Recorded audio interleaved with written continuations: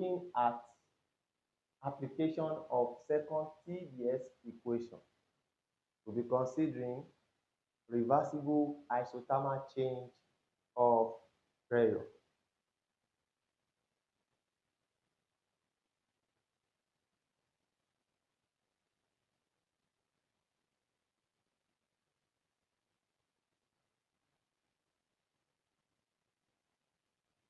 So isothermal change, reversible isothermal change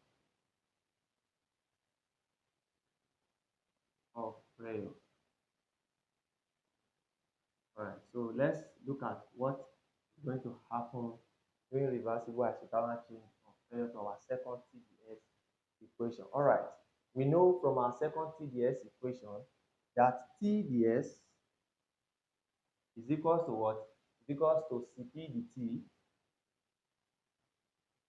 minus what? Minus T dV minus T into partial derivative of V all over what? All over the partial derivative of V. Sorry, all over the partial derivative of T. All over the partial derivative of T, keeping P constant, P.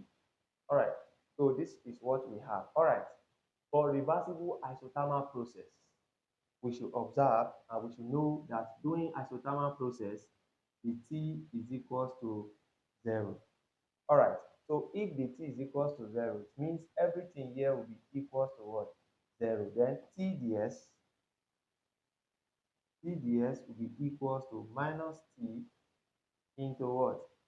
Partial derivative of V all over the partial derivative of T, keeping P constant, P.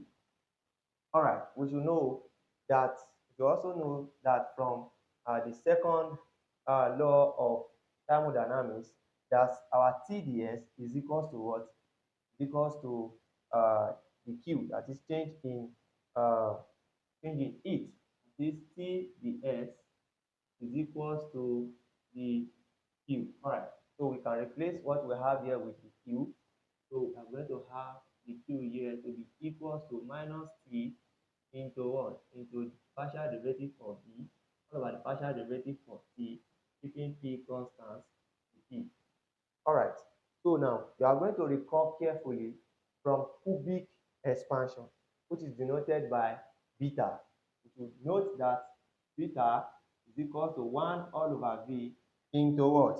Into the partial derivative of V all over the partial derivative of T, keeping P constant. Alright, so this is what we have for our what? For our beta. This is cubic expansion. Alright, from here I can make this the subject by cross multiply.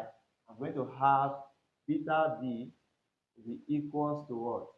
Partial derivative of V all over the partial derivative of T, keeping P constant. Alright, so we are going to replace what we have here with beta V. So therefore our dq now, our dq can be equals to minus T beta V then dp.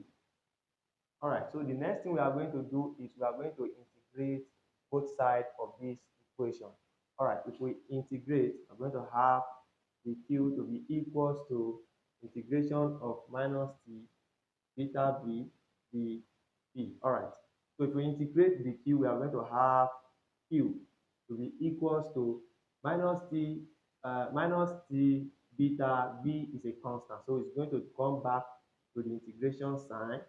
Now I'm going to have this, then we are going to integrate the p. Mind you, we are integrating our right hand side respect to what? We are integrating for P1 to P2, P1 to P2, because we said reversible isothermal change of pressure. Alright, so we are going to have our Q to be equals to minus T beta V. Then if we integrate the P, we are going to have just P. Then we are going to put our P1 here and our P2. So we substitute our upper and lower boundary. We're going to have our Q equals to minus T beta V into P2 minus what? P1. So this is what we are going to derive when we consider reversible isothermal change of pressure, relating it to what? Relating it to the second TDS equation. So what we get here is we can get the heat. This the heat in doing this process. So that is what the equation is telling us. Of course, we've learned something new. So the second one is going to be what? It's going to be reversible adiabatic change of pressure. So we don't want the video to be long. We just want you to be receiving it bit by bit as it is expressed, so that the work will not be cumbersome. All right, so just stay tuned for the next lecture. Thank you. Stay tuned. Please don't forget to share this content with your friend who might be in need of this. Thanks.